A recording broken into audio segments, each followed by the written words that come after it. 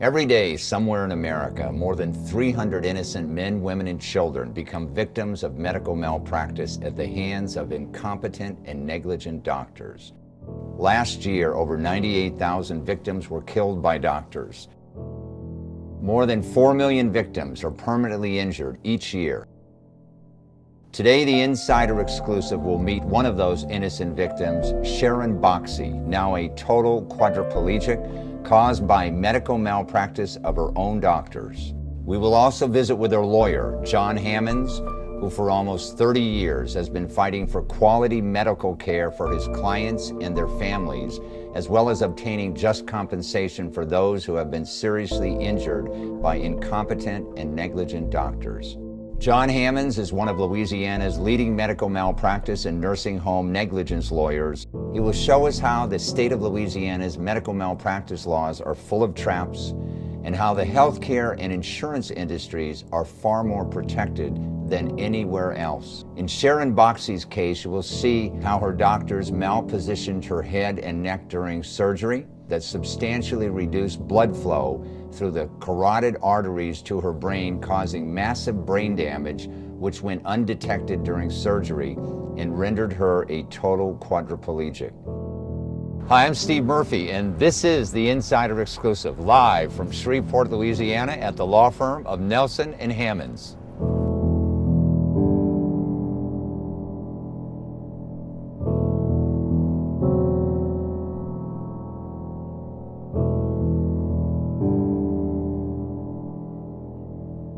It gives me great pleasure to introduce John Hammons. Welcome to the show, John. Good to be here. Thank you.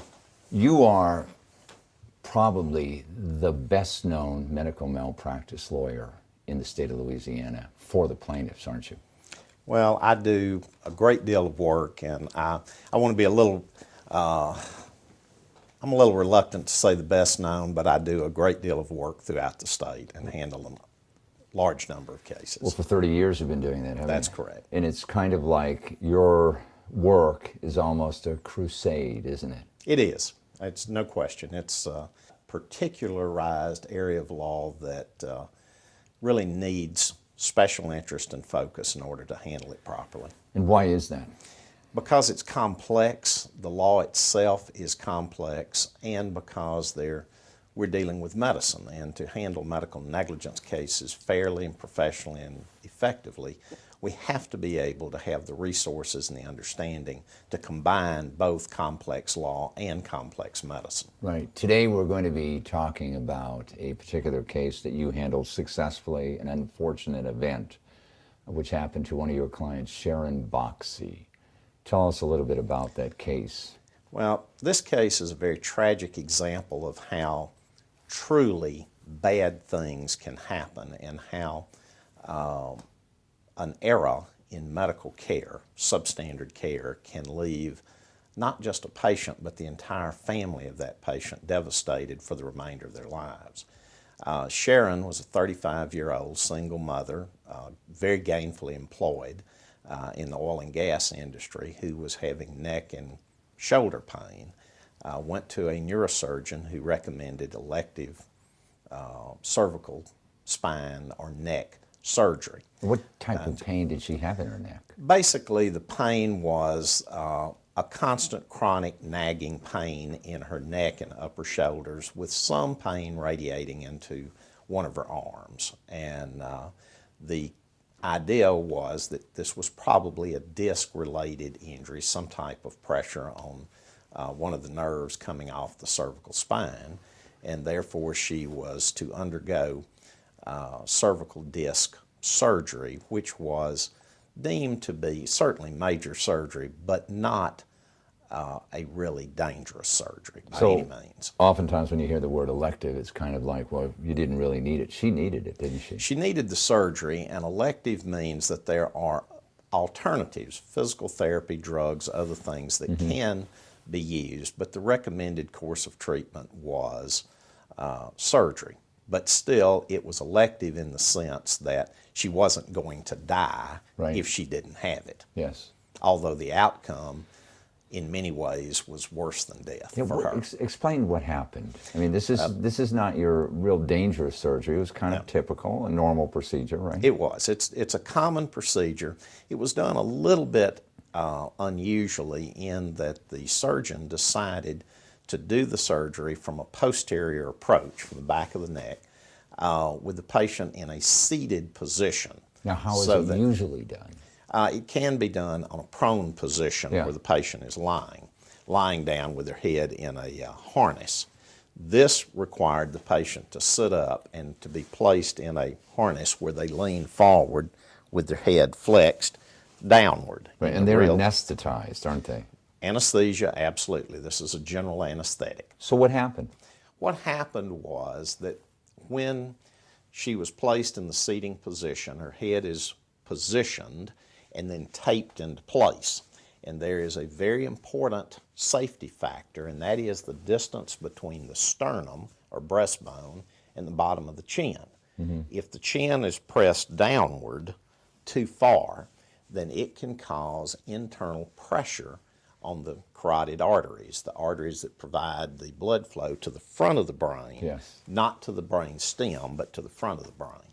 And therefore it's important to make sure that the head is properly positioned to begin with, and secondly, that it does not move during the surgery itself. Mm-hmm. Unfortunately, the doctors didn't achieve what they should have done. How did it come to pass that she contacted you? Well, her family actually got in touch with an attorney in the town of Lake Charles, Louisiana, who does not do medical malpractice litigation, and he in turn referred the matter to me. Mm-hmm. I investigated the case and concluded that this was indeed a case of substandard care with a tragic outcome, mm-hmm. and we undertook representation pursuant to Louisiana law. We're going to meet her later on, but exactly what was the damage that she suffered? The damage she suffered, and when you meet Sharon, you will see that she was left profoundly disabled. She is a complete quadriplegic.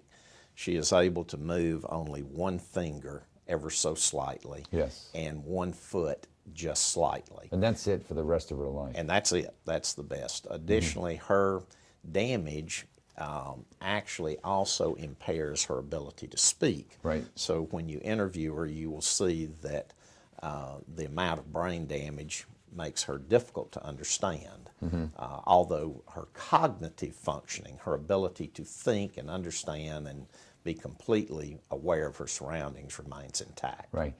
We're part of this whole show is discussing the unfair and unjust laws that Louisiana has enacted since 1975 regarding cases like this and getting just compensation. And as you mentioned earlier, Sharon was gainfully employed. She was indeed. In many states in the country, if you're gainfully employed, you also suffer economic loss. In her case, she had, how old was she when this operation took place? 35. She had maybe another 25, 30 years of working lifetime. That's correct. And under Louisiana state law, she's limited. What is the limit? General damages, which includes loss of economic damages, as loss of economic income, as well as pain and suffering. What is it limited to?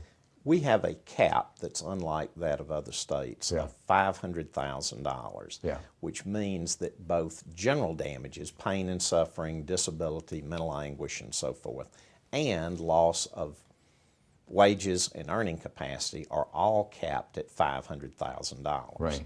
Now, the original law in 1975 actually capped all damages and also limited medical bills.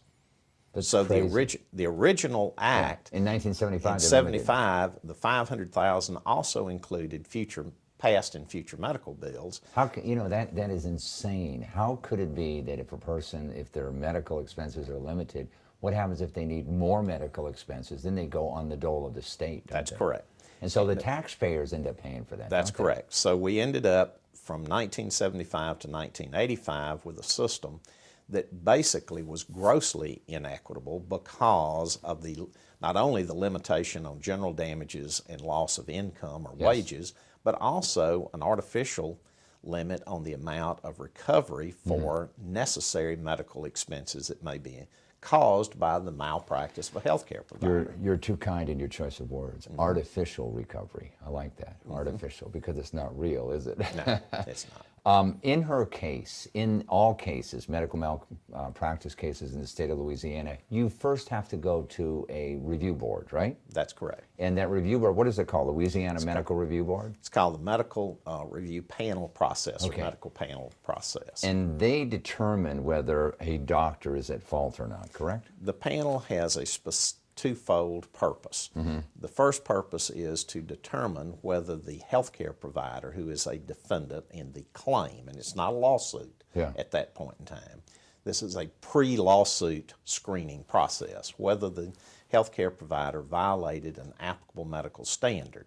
And if he is found to have violated a standard, then they are to determine what damage or injury was caused by his substandard care. And in Sharon's case, what did they find? The panel unanimously found, as is most often the circumstance in Louisiana, that there was no substandard care and that her injuries were merely a recognized risk of the procedure. So you went to trial. We went to trial. And the verdict that you got was what? The ultimate verdict we got was $5 million judgment on her part, in her favor, that included $2.3 million for lost wages. Yes. So the present value of her future lost wages was $2.3 million.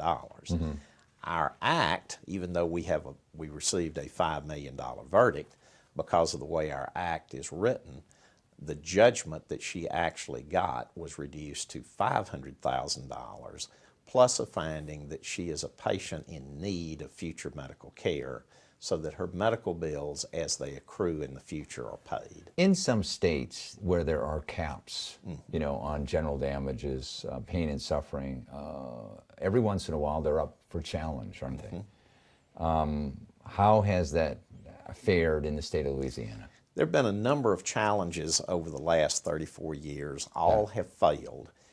There is actually two pending cases right now that are at the appellate court level, in which the cap has been challenged again on various theories. But so far in 34 years, no one has come close to having a Supreme Court decision finding that the cap or the act was unconstitutional. We are going to show right now a day in the life of Sharon Boxie and what these doctors did to her.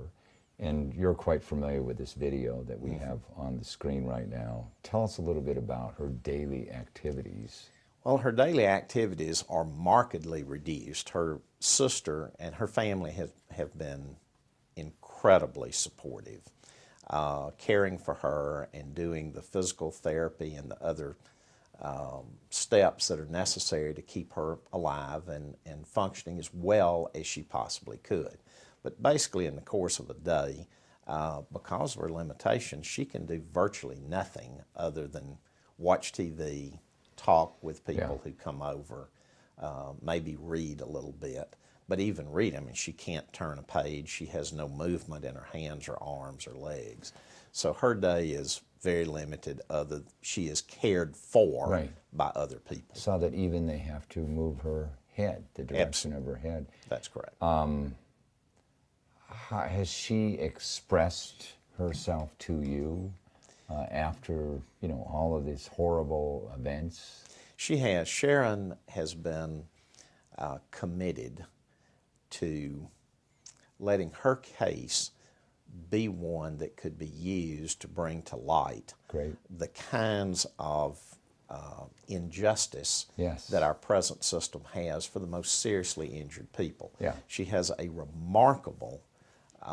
remarkably positive attitude. She has a deep faith in God, and she has put those things together to still be truly a blessing to those around her. Well, we're fortunate enough here today to have Sharon with us and her sister, Sheila Brown, who cares for her 24/7, and her daughter. But we're going to bring on Sheila and Sharon right now.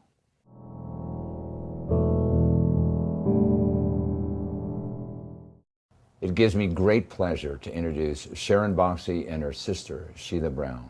Welcome to the show, Sharon. Welcome to the show, Sheila. Thank you.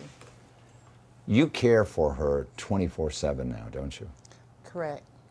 And that's a task in and of itself, isn't it? It's a very hard task. Some days you don't want to get up, but you know you got to go. John mentioned to me, Sharon, that one of the reasons that you have so much drive and fortitude is you want to show others that the laws in the state of Louisiana aren't the best laws in the world concerning medical malpractice cases, right? That's correct. You are an amazing example of a person who has a lot of fortitude, and you see this every day, don't you, Sheila? That's correct. Sometimes I wonder how she does it, but she always got a smile on her face. Yeah, that is amazing. Gives you inspiration, doesn't it? Yeah, I'd be like, how'd she do it? And here I'm like, she said, you just got to have patience. Yeah, it's been 9 years since the accident, right? Yes. She worked in the oil industry before? She worked at W.R. Grace. Okay. What did she do? She was what was she, Miss Fox? I forgot. Operator. She was an operator. Yes. Yeah. One of the tragic things about the Louisiana medical malpractice laws are they really don't take in proper consideration of your loss of income because you were 35 at the time of the... Yeah, she was very... 35 at the time of the medical malpractice injury. It was a struggle. This is 9 years ago, correct? Yeah.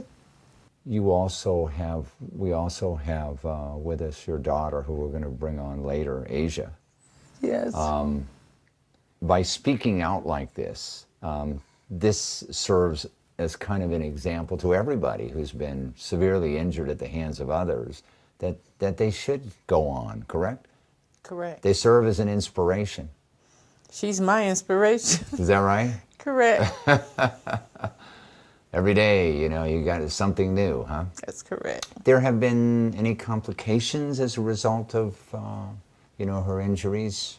Unexpected ones, have there been? Well, yes. A lot of times you couldn't get the workers to work. There wasn't enough pay. They wouldn't show up because it was too much, her care was too much that they had to do Right. a whole lot. So you have people that help you. At first I didn't. It was just me and my sister and my sister-in-law. Yeah. And then eventually she had to go see about her mother. So it was just me and my other sister. And then it wound up to be just me for a while. And then my job told me I had to make a choice. Whether it was going to be me working for them or putting her in a nursing home. Yes. So I told him, I said, well, you must not have a mother. Because if you did, you wouldn't put her in a nursing home, would you? And he told me, he said, well, you do what you got to do. Mm-hmm. So in order for me to keep my job, I had to put her in a nursing home. I didn't want to, and she begged me. Mm-hmm. But I told her it wouldn't be long until we got some help. And, but eventually I got out. We got out. I got on the waiver program. That took a while. Things don't happen like they think, Things happen to you. You have no help. I mean, you just got to do the best you can. And then in that same year, I'm sorry, we lost our father. Yes. In 2000. And we didn't tell her because the doctor thought it would set her back. Mm-hmm. She was going into rehab. She had just came out the coma, and they said they didn't think it was a good idea. So when we finally told her, it was just a lot. I mean, dealing with her, and she was mad at us because we didn't tell her. Mm-hmm. But it's very hard to, when you think you're going to have help, the doors close on you because there's not enough help out there. So right now, you both live together. Well, I moved her with our mother. Okay. Because she was living in her house, and we was going back and forth. So we just combined them to one home. Good. Well, you know, you've been doing an outstanding job, you know, and it's, God never gives you any burden that you can't handle if you really put your mind to it, That's right? what they tell me. You just got to keep repeating that. And that's so true. You know, when my dad died, he saw her. He died of cancer. Not of cancer, but they found cancer, but he died of a stroke. And he had told the Lord to take him and let her survive. She was so young. But he answered our prayers. She came back to us. Yeah. Well, my hat's off to you, doing a commendable job. you. We have your daughter here, and we're going to, Asia, and we're going to bring her on right now.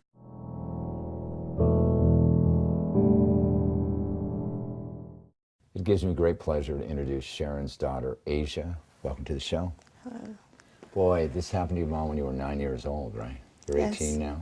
Yes. How did it affect you initially and through the years? Well, it just it changed my life a lot. I was always used to being with my mom and going places and just seeing her active and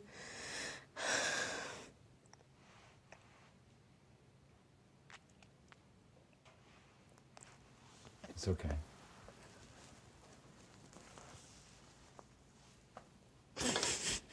What is your life today with your mom? I understand you live nearby her. yes, I live 15 minutes away, and Yeah. I take care of her on the weekends at Yeah. night, and I see her a lot. And at first it was hard for me to accept what happened to her, but I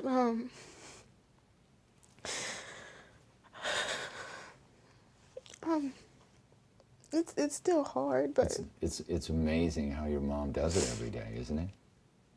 and sometimes I feel bad. It's just Yeah. like some days I wonder, like maybe it's my fault. Just what Yeah. if this would have happened? And As a it's result, very different. yeah, as a result of her injuries, you have now struck on a career path of becoming a nurse, right? Yes, sir. Are you going to school right now for that, or what? Yes, Really? I'm attending McNeese right now, and then I'll be going for nurse anesthetist. Is there anything else you want to give to our audience or say to our audience about people who go through, how do you get through things like this? Well, first off, you have to believe in God. That's the first thing, and be strong. And don't just listen to the first thing the doctors tell you. Make sure, really ask questions. Don't just let them tell you something just because they're a doctor. That they don't know everything. It's true. You just have to really ask all the questions that you can ask. Sharon, have these doctors, the ones who committed medical malpractice, have they ever apologized to you? Yeah, one of them. Really? Yeah. Well, I admire your spirit, and you're an inspiration to me and to everybody who's watching this show. And thank you very much, both of you, for being with us today.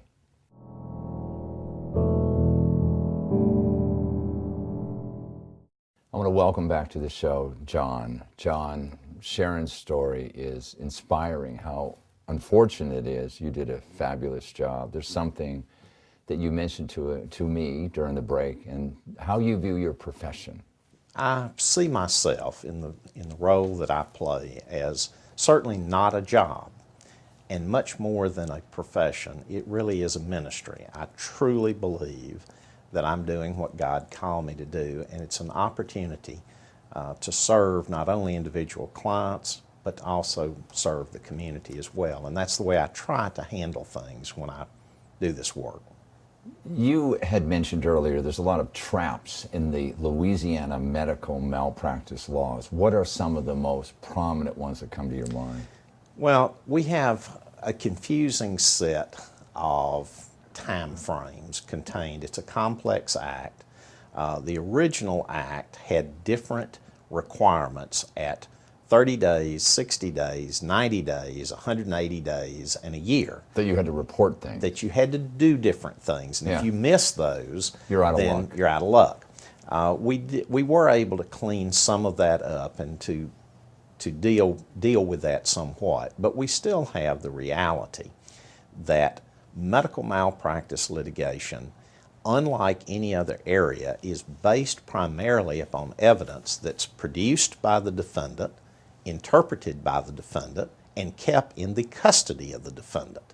Patients never get to put anything in the medical records. Therefore, the only thing that's in the medical records is what the healthcare industry wants in them. Right. And oftentimes, the real trap for the unwary practitioner, the inexperienced lawyer, is being unable to read between the lines and have the resources in the terms of either his own medical understanding or physicians to help him to be able to ferret out what the truth really was with regard to a tragic event. There are a lot of myths, and lies, myths, that are promoted by the insurance industry, by their lobbyists, by the U.S. Chamber of Commerce. Absolutely. Regarding medical malpractice lawsuits. Tell us a little bit about what some of them are and why they aren't true. Well, the biggest myth is the idea of defensive medicine and the cost of medical malpractice litigation on the delivery of health services. There's a belief that malpractice cases cause medical costs to go up, and that's simply not borne out by any of the studies done. Most of the studies actually will establish that the entire cost of our medical malpractice system only increases the delivery of health care by less than 1%. So putting caps, putting artificial barriers on fair recovery is really not a justifiable basis, not justifiable from that standpoint. You brought up an interesting story that 9 years after Sharon was injured, she decided that she wanted to come back to your office and do what? She called just 3 or 4 weeks ago and wanted to come visit me. She actually lives in Lake Charles, which is 3.5 hours away. And knowing her disability, I couldn't imagine requiring her to drive up here. So I offered to visit her and to go to Lake Charles. And she said no, she wanted to come. Didn't tell me why, but she and her sister came. And she wanted to come to personally thank each of my staff members for what they had done for her during the course of this litigation. And it was a very touching and a very important moment, and it says tons about her character and her courage. It says tons about you and your character and your dedication to your profession. Well, thank you. Thank you for joining us. You can get more information about our guest and the issues at insiderexclusive.tv. Thank you.